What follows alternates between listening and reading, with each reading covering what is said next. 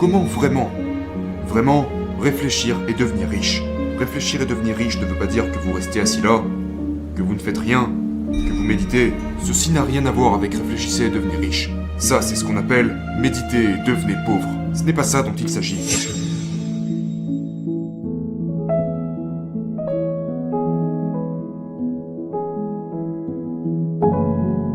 L'un des livres les plus célèbres de tous les temps dans le domaine du développement personnel est Réfléchissez et devenez riche de Napoleon Hill. Presque toutes les personnes à succès que je connaisse ont déjà lu ce livre d'une manière ou d'une autre au cours de leur vie, moi y compris. Mais je pense que la plupart des gens ne comprennent pas vraiment ce livre, ou lisent ce livre avec ce que j'aime appeler un filtre. Ils ne comprennent pas vraiment ce que Napoleon Hill essayait d'enseigner, et le message, la leçon qu'il voulait transmettre. Donc, comment vraiment réfléchir et devenir riche? Réfléchir et devenir riche ne veut pas dire que vous restiez assis là, que vous ne faites rien, que vous méditez. Ceci n'a rien à voir avec réfléchissez et devenir riche. Ça, c'est ce qu'on appelle méditer et devenez pauvre. Ce n'est pas ça dont il s'agit. Maintenant, si vous lisez le livre lui-même, presque tout le monde aime la première étape. Le désir, avoir la concentration, avoir la motivation pour vraiment réussir.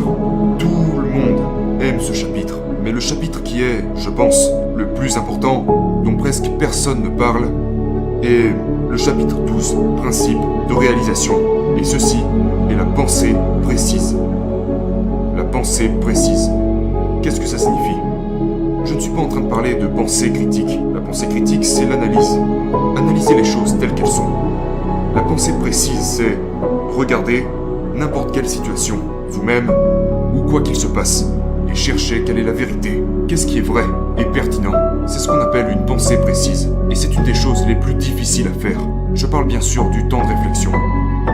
Si vous me demandiez, vous me retirez tout ce que j'ai, vous me retirez tous les outils que j'ai en affaires, en vente, en marketing, tout ce que j'ai aujourd'hui, mais que j'ai le droit de garder une chose. Que choisirais-je? Sans aucune hésitation, je vous dirais le temps de réflexion, la capacité à penser. Parce que le business est un sport intellectuel. Créer de la richesse est un sport intellectuel. Réussir est un sport intellectuel. Pas nécessairement à quel point vous êtes intelligent, mais la capacité à penser à ce qu'il se passe. Le temps de réflexion. La plupart des gens ne réfléchissent pas assez. Henry Ford l'a dit mieux que personne. Penser est le travail le plus dur qui soit. C'est pour cela que si peu de gens s'y engagent. Maintenant, qu'est-ce que j'entends par penser? Penser ne signifie pas s'enfermer dans une pièce, s'asseoir et recevoir toutes les pensées qui nous traversent l'esprit. Non. Laissez-moi vous apprendre à penser. Penser est la compétence la plus précieuse que je puisse vous enseigner. Penser est vraiment la seule chose qui a fait de moi qui je suis aujourd'hui. C'est la seule chose qui a créé Dan Lok. La seule. Penser n'est rien de plus que se poser des questions précises et profondes. C'est ça, penser. Je répète, penser n'est rien de plus que se poser de précises et profondes questions. Quand je dis précises et profondes, je veux dire, posez-vous ces questions qui demandent un peu de temps, qui vous forcent à réfléchir, pas des questions superficielles. Laissez-moi vous donner un exemple. Si vous vous posez la question « Pourquoi ne puis-je pas gagner plus d'argent ?» Ce genre de question conduit à de mauvaises réponses, d'horribles réponses. Parce que pensez à ça.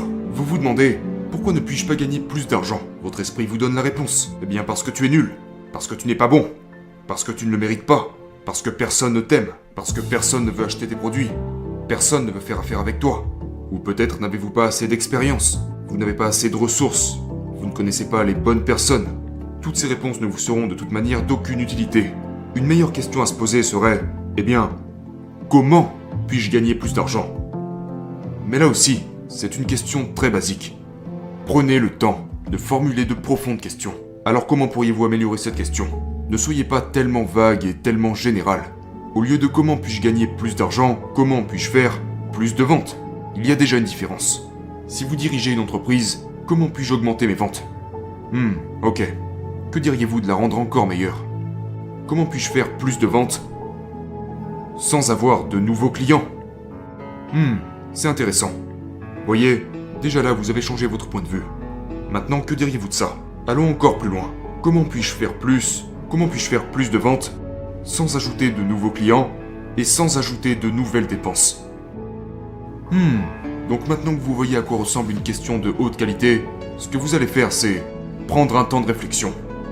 Installez-vous dans un espace calme et écrivez cette question au sommet d'une feuille. Comment puis-je faire plus de ventes sans ajouter de nouveaux clients et sans ajouter de nouvelles dépenses? Maintenant, vous vous asseyez, vous prenez un stylo, un morceau de papier et vous répondez à cette question. Oh, eh bien, je pourrais vendre davantage à mes clients déjà existants. Intéressant. Je pourrais peut-être augmenter mes prix pour gagner plus d'argent. Intéressant. Peut-être que je pourrais aussi... au lieu de vendre quelque chose une fois, je pourrais créer une sorte de continuité, une offre par abonnement, que mes clients paieraient sur une base continue. C'est très intéressant. Vous voyez, c'est ça penser. Ce n'est pas seulement comment puis-je gagner plus d'argent. Ce genre de question est très très bas en termes de qualité. Prenez le temps de réfléchir. C'est ainsi que vous grandirez. Et c'est donc comme cela que vous réfléchissez et devenez riche. C'est très profond. Alors réfléchissez à ça. Et si vous obtenez ça, cette seule chose, cette seule compétence, vous augmentez alors grandement vos chances de réussite.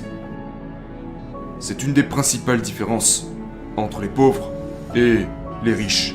La capacité à penser. Réfléchir de manière cohérente sur une base quotidienne.